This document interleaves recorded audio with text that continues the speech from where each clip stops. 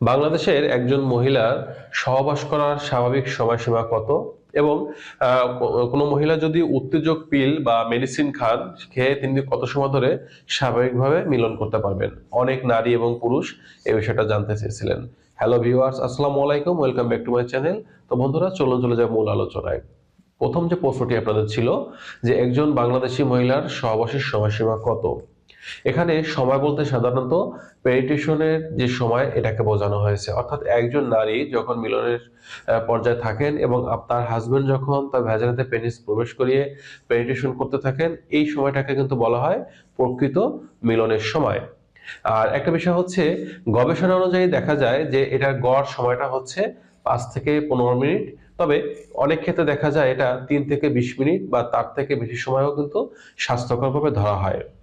গুরুত্বপূর্ণ বিষয়টা হচ্ছে যে নারীর উত্তেজনা, এটা কিন্তু দেখা যাচ্ছে তার মানসিক অবস্থা, স্বামীর সঙ্গে বোঝাপড়া, শারীরিক সুস্বাস্থ্য, এসবের উপর কিন্তু অনেকটা নির্ভর করে থাকে। অর্থাৎ একজন নারী যদি সুস্থ থাকেন, স্বামীর সাথে বোঝাপড়াটা ভালো থাকে, এটা রোমান্স মোডের সঙ্গে থাকেন, তাহলে দেখা যায় যে সময়টা কিন্তু নর্মালি তারা বেশি নিতে পারেন বা বেশি হয়ে যেতে পারে। আর দ্বিতীয় যে বিষয়টা থাকে সেটা হচ্ছে নারীদের যে সময়টা, এটা কিন্তু আসলে তাদের অনেক কিছু বেশি নির্ভর করে তাদের সন্তুষ্টির উপরে, বা হ্যাপিনেস বা অর্গাজম, এটার উপরে কিন্তু অনেকটা নির্ভর করে। একটা মেয়ে যদি দেখা যাচ্ছে অর্গাজম হওয়ার আগ পর্যন্ত কিন্তু সে চায় যে তার হাজবেন্ড পেনিট্রেশন চালিয়ে যাক বা মিলনটা চলতে থাকুক, কিন্তু এই অর্গাজম হওয়ার আগ পর্যন্ত কিন্তু এই যে সময়টা, এটা কিন্তু কারো কারো ক্ষেত্রে 30 মিনিটের বেশিও হতে পারে। এটা কিন্তু অস্বাভাবিক কিছু নেই।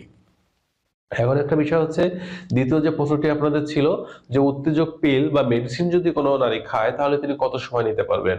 এক্ষেত্রে গবেষণা বলছে যে নারীদের জন্য এমন কোনো উত্তেজক পিল নেই যা খেলে একজন নারী নির্দিষ্ট সময় ধরে মিলন করতে পারবে বা জোর করে সময় বাড়াতে পারবে। তবে যেসব ওষুধ সাপ্লিমেন্ট হিসেবে কোনো নারীকে দেওয়া হয়, এগুলো খেলে মূলত দেখা যায় মিলনের ইচ্ছা বা লিবিডো এটা কিছুটা বৃদ্ধি পায়।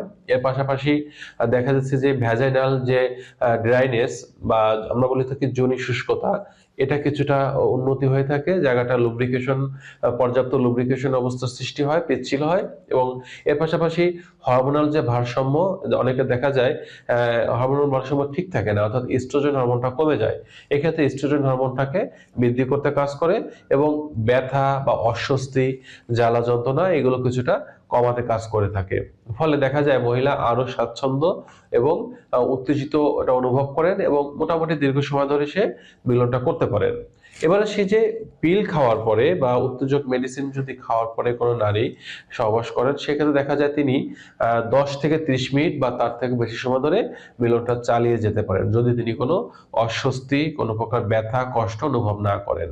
এবারে সে যে যদি আপনি অজানাভাবে বা কোনো চিকিৎসকের পরামর্শ ব্যতি রেখেই আপনি এই মেডিসিন সেবন করেন, তাহলে কিন্তু কিছু পার্শ্ব প্রতিক্রিয়া আছে। একটা বিষয় মনে রাখতে হবে, এই ধরনের মেডিসিন সেবন করার আগে অবশ্যই একজন রেজিস্টার্ড চিকিৎসকের শরণাপন্ন হতে হবে, তার পরামর্শ নিয়েই কিন্তু এগুলো খেতে হবে। যদি আপনি অজানাভাবে এই মেডিসিনগুলো সেবন করেন, সেক্ষেত্রে আপনার কিছু শারীরিক সমস্যা দেখা দিবে।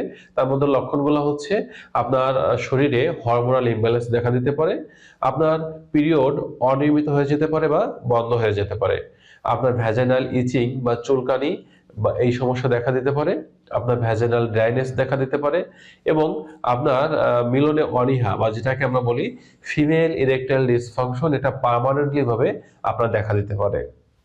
এই জন্য এই ধরনের মেডিসিন খাওয়ার আগে অবশ্যই আপনার উচিত হচ্ছে একজন চিকিৎসকের শরণাপন্ন হওয়া। আর একটা বিষয় হচ্ছে যে শেষ সময় এসে যে বিষয়টা বলবো আবারও, সেটা হচ্ছে একজন নারী যদি স্বাভাবিকভাবে কোনো মেডিসিন ছাড়া মিলন করে, সেক্ষেত্রে 3 থেকে 20 মিনিট বা তার থেকে বেশি সময় স্বাভাবিক। আর যদি কোনো মেডিসিন খেয়ে মিলন করেন, সেক্ষেত্রে 10 থেকে 30 মিনিট বা তার থেকে বেশি সময় এটা স্বাভাবিক, যদি তিনি কোনো প্রকার কষ্ট, জ্বালা যন্ত্রণা, ব্যথা এগুলো অনুভব না করেন বা কোনো বিল্ডিং না হয়। তো বন্ধুরা, এই ছিল আজকের বিষয়। স্বাস্থ্য বিষয়ক তথ্য পেতে আপনারা কমেন্ট করতে পারেন। সকলে ভালো থাকবেন। আজ এ পর্যন্তই।